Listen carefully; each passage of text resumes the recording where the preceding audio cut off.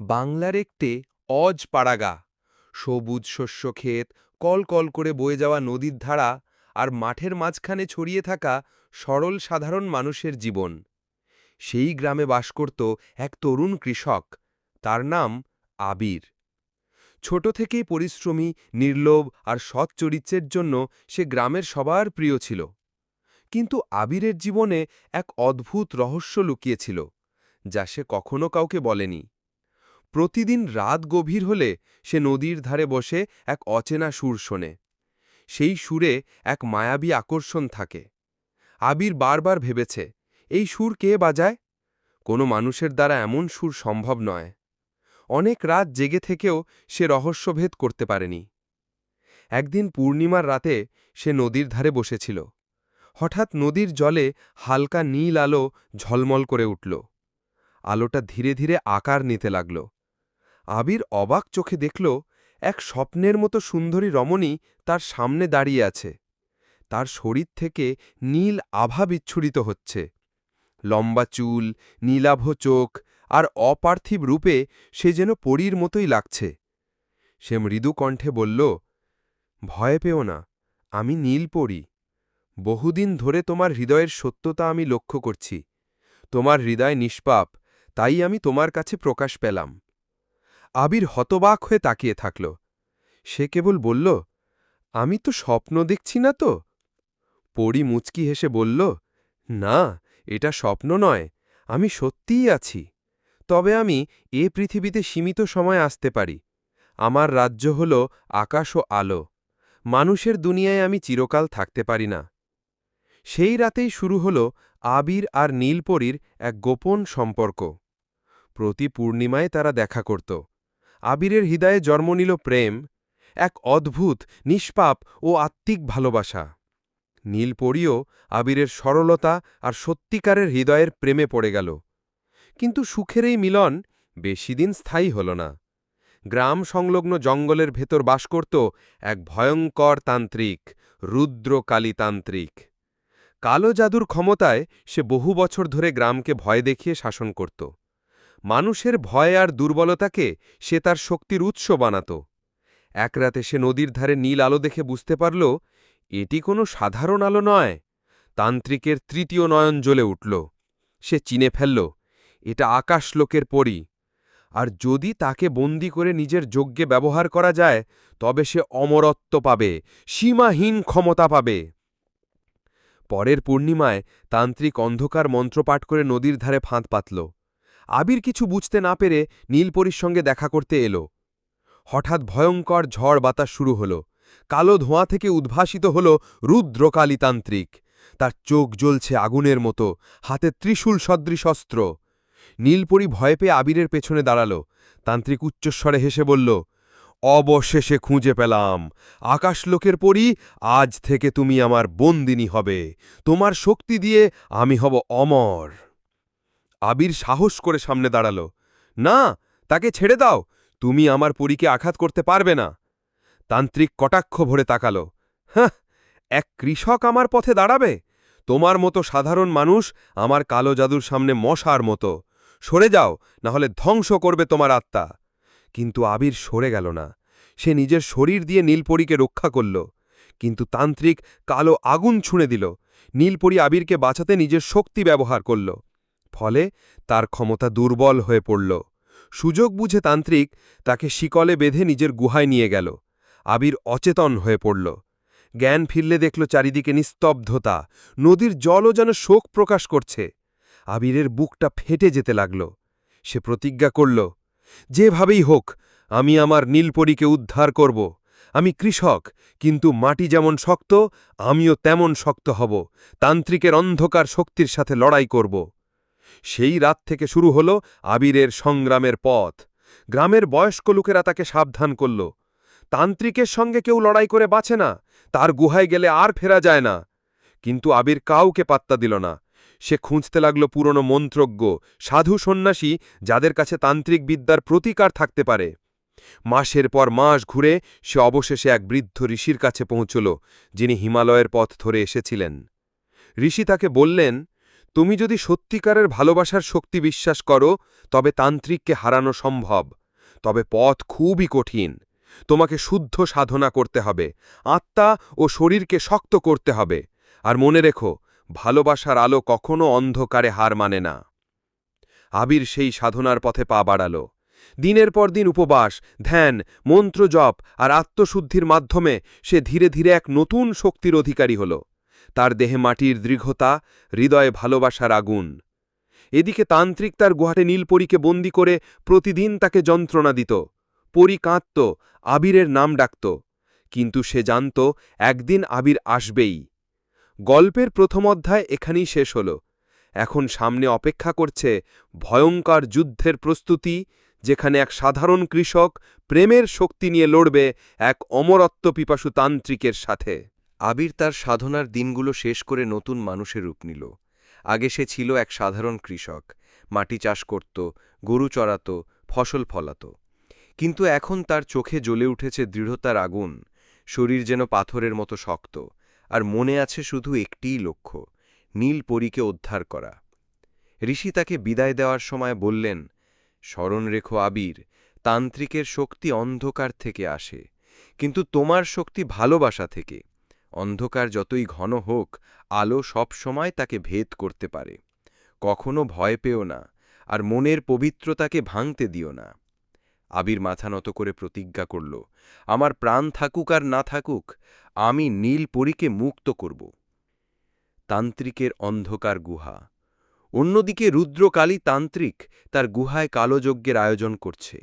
চারদিকে কঙ্কাল, মানুষের খুলি, শুকনো রক্তের দাগ, ভয়ঙ্কর মন্ত্রের আওয়াজে গুহাটা যেন জীবন্ত নরকে পরিণত হয়েছে। মাঝখানে আগুনের কুণ্ডে দাউ দাউ করে শিখা জ্বলছে।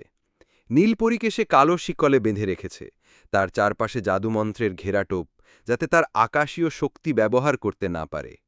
নীলপরীর চোখে শুধু কান্না, ঠোঁটে শুধু একটি নাম, আবির, তুমি আসবে তো?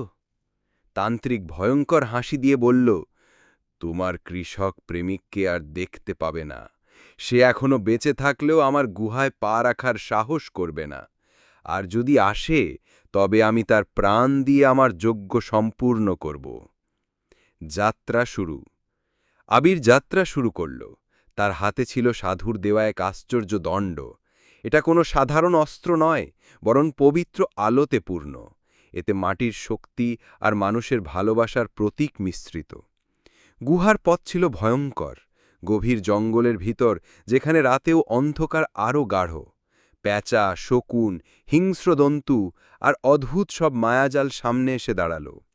তান্ত্রিকের ছোড়া ভেলকি আবিরকে বিভ্রান্ত করতে লাগল। কখনো তার মায়ের কান্নার শব্দ শোনা যায়, কখনো নীলপরীর সাহায্যের ডাক।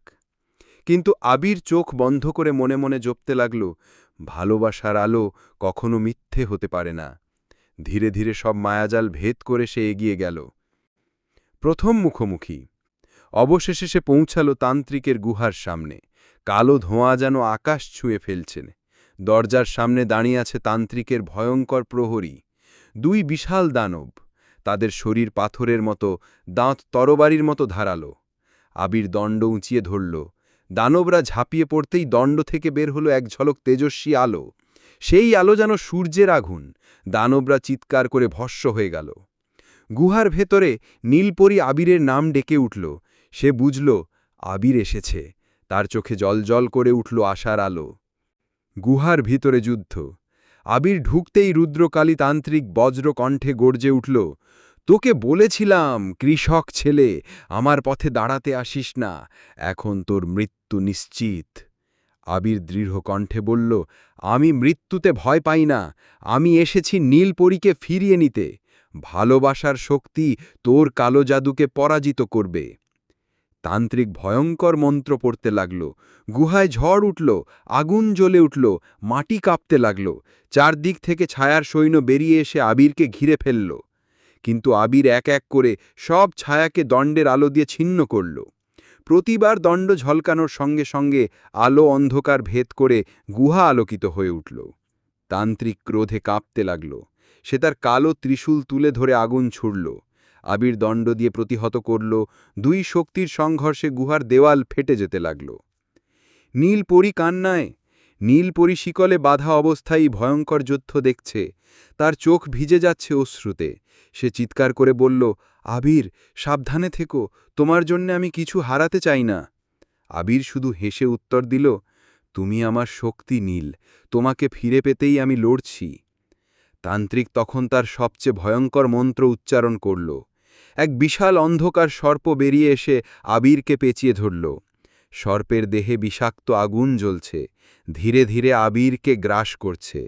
আবির যন্ত্রণায় কুকড়ে গেলেও মনে করল ঋষির কথা, ভালোবাসার আলো অন্ধকারকে ভেদ করে।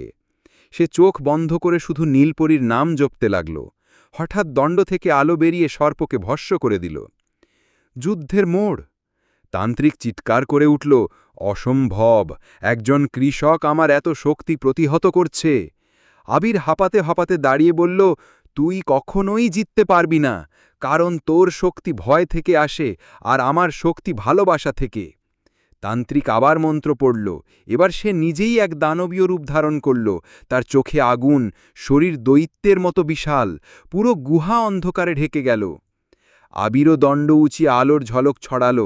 আলো অন্ধকারের সংঘর্ষে যেন পৃথিবী কেঁপে উঠল। সমাপ্তির দ্বারপ্রান্ত। লড়াই চলতেই থাকল ঘণ্টার পর ঘণ্টা। আবির আহত হলেও থামল না। প্রতিবার সে পড়ে গেলে নীলপরীর নাম তাকে দাঁড় করিয়ে দিত। তান্ত্রিক যত শক্তি ছুঁড়ত, আবির তার ভালোবাসার আলো দিয়ে প্রতিহত করত। অবশেষে যুদ্ধ এমন জায়গায় পৌঁছাল যেখানে দুজনের শক্তি একে অপরকে ধ্বংস করতে উদ্যত হল। গুহার দেওয়াল ফেটে পড়তে লাগল, আগুন চারিদিকে ছড়িয়ে গেল। নীলপরী কাঁদতে কাঁদতে ডাকল, আবির, তুমি পারবে, তোমার হৃদয়ের আলো সবচেয়ে বড় শক্তি। আবির দণ্ড উঁচে শেষ শক্তি দিয়ে তান্ত্রিকের দিকে ছুড়ল। আলো ত্রিশূল ভেদ করে সরাসরি তান্ত্রিকের বুকে গিয়ে লাগল। তান্ত্রিক চিৎকার করে উঠল, কিন্তু এখনও পুরোপুরি ধ্বংস হয়নি। গুহার ভিতর তখন ধ্বংসযজ্ঞ চলছে। একদিকে আগুনের ঝলক, অন্যদিকে ধোঁয়ার অন্ধকার। আবিরের দণ্ড থেকে নির্গত আলো তান্ত্রিক রুদ্রকালীকে জ্বালিয়ে দিচ্ছে। কিন্তু তান্ত্রিকও সহজে হার মানার লোক নয়।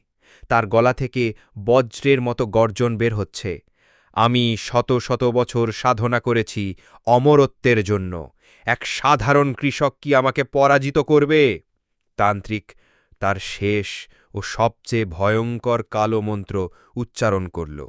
মুহূর্তেই গুহার মাটি ফেটে গেল। ভিতর থেকে বেরিয়ে এলো শত শত অন্ধকার দানব। তাদের চোখ লাল আগুনের মতো, শরীর কালো ধোঁয়ায় ঢাকা। তারা একসাথে আবিরকে ঘিরে ধরল। এক গেল, আবিরের শরীর তখন আহত, ক্লান্ত, রক্তে ভিজে গেছে, কিন্তু চোখে জ্বলছে অদম্য শপথ। দণ্ড শক্ত করে ধরে সে চিৎকার করে উঠল, আমি হেরে যাব না, নীলপরী আমার জীবনের আলো, আলো কখনো অন্ধকারে হারে না। দণ্ড থেকে ঝলসে উঠল প্রবাল আলো। প্রতিটি দানব একে একে গলে ভস্ম হয়ে গেল। গুহা কেঁপে উঠল। তান্ত্রিক চিৎকার করে মাটিতে লাফিয়ে পড়ল, তার চোখে ক্রোধের আগুন। চূড়ান্ত দ্বন্দ্ব। তান্ত্রিক নিজের কালো ত্রিশূল দিয়ে সরাসরি আবিরের দিকে আঘাত করল। আবির দণ্ড দিয়ে প্রতিহত করল। দুই অস্ত্রের সংঘর্ষে প্রচণ্ড শব্দ হল, যেন আকাশ ভেঙে যাচ্ছে। তান্ত্রিক হাসতে হাসতে বলল, তুই ভাবছিস ভালোবাসা আমাকে হারাতে পারবে? ভালোবাসা দুর্বলতা, আর দুর্বলতা নিয়ে কেউ যুদ্ধ জিততে পারে না। আবির গভীর কণ্ঠে বলল, না, ভালোবাসা দুর্বলতা নয়, এটা আমার সবচেয়ে বড় শক্তি। ভালোবাসাই মানুষকে সাহসী করে, মানুষকে অমর করে। তান্ত্রিক আবার আঘাত করল। আবিরও আঘাত ফিরিয়ে দিল। আগুন আর আলোর ঢেউ একে অপরকে ধাক্কা দিচ্ছে। ধীরে ধীরে গুহার দেয়াল ভেঙে যাচ্ছে। চারদিকে আলো আর অন্ধকারের তীব্র সংঘর্ষ চলছে। নীলপরীর শিকলে বাঁধা অবস্থায় কাঁদতে কাঁদতেই ভয়ঙ্কর দ্বন্দ্ব দেখছিল। হঠাৎ সে বুঝতে পারল, তান্ত্রিকের মন্ত্র ভাঙার একমাত্র উপায় হল তার নিজের শক্তি উৎসর্গ করা। সে কাঁদতে কাঁদতে আকাশের দিকে প্রার্থনা করল, হে আলো, হে আমার স্বর্গলোকের দেবতা, আমাকে শক্তি দাও, আমি আমার ভালোবাসাকে রক্ষা করতে চাই, আমি চাই আমার আবির জয়ী হোক। তার শরীর থেকে ঝলসে উঠল নীলাভ আলো। শিকল গলতে শুরু করল। তান্ত্রিক চিৎকার করে উঠল, না, তুমি এটা করতে পারবে না। কিন্তু নীলপরীর শিকল ভেঙে বেরিয়ে এলো। তার চোখে তখন অশ্রু, ঠোঁটে একটি শব্দ, আবির। সে নিজের শক্তি আবিরের দণ্ডে ঢেলে দিল। দণ্ড হঠাৎ হাজার সূর্যের মতো আলো ছড়াতে শুরু করল। তান্ত্রিক শেষ চেষ্টা করল, সে আকাশে ঝাঁপিয়ে পড়ে কালো আগুন ছুড়ল, কিন্তু আবির দণ্ড তুলে ধরতেই আলো ঝড় বেরিয়ে এসে অন্ধকারকে ছিন্ন করে দিল। আলো সরাসরি তান্ত্রিকের বুকে গিয়ে লাগল, তার দেহ ভস্ম হতে লাগল।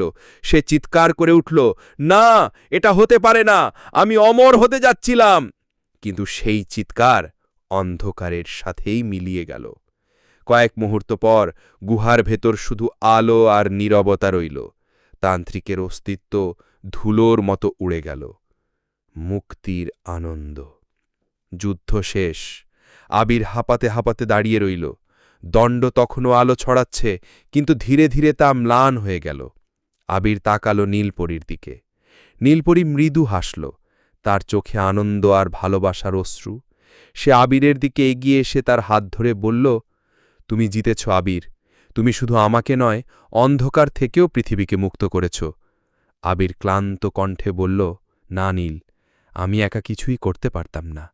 তুমি আমাকে শক্তি দিয়েছ, তোমার ভালোবাসাই আমাকে জয়ী করেছে।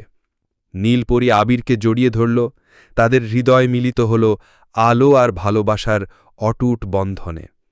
কিন্তু নীলপরী জানত, সে চিরকাল মানুষের দুনিয়ায় থাকতে পারবে না। তার রাজ্য আকাশলোক, সেখানে ফিরতেই হবে। সে আবিরকে বলল, আমি সব সময় তোমার পাশে থাকতে চাই, কিন্তু আমার দায়িত্বও আছে, আমাকে ফিরতে হবে। তবে মনে রেখো, আমাদের ভালোবাসা কখনো মুছে যাবে না। আকাশের প্রতিটি তারা, প্রতিটি পূর্ণিমার আলোয় আমি তোমার সাথে থাকব। আবির চোখ ভিজে গেল। সে পরীর হাত ধরে বলল, তুমি দূরে থাকলেও আমি জানি তুমি আছো, আর আমার হৃদয়ে তুমি চিরকাল থাকবে। নীলপরী তার কপালে আলতো চুম্বন দিল। হঠাৎ তার দেহ নীলাভ আলোতে মিশে আকাশের দিকে উড়ে গেল। আবির দাঁড়িয়ে রইল, তার চোখে অশ্রু আর ঠোঁটে মৃদু হাসি। সে জানত, ভালোবাসা কখনো হারায় না। গ্রামে ফিরে আবির আবার কৃষিকাজ শুরু করল। মানুষ তাকে বীর হিসেবে সম্মান করল, কারণ সে শুধু নিজের ভালোবাসা নয়, পুরো গ্রামকে তান্ত্রিকের অন্ধকার থেকে মুক্ত করেছে। প্রতি পূর্ণিমায় আবির নদীর ধারে বসে তখন জলের উপর ঝলমল করে এক নীলাভ আলো। সে জানে, ওটাই তার নীলপরী, যিনি দূর আকাশ থেকেও তাকে ভালোবাসেন। গল্পের মূল শিক্ষা: ভালোবাসা হল সর্বশ্রেষ্ঠ শক্তি। অন্ধকার যত শক্তিশালী হোক, আলোর সামনে টিকতে পারে না। ত্যাগ আর বিশ্বাসী সত্যিকারের ভালোবাসার পরিচয়।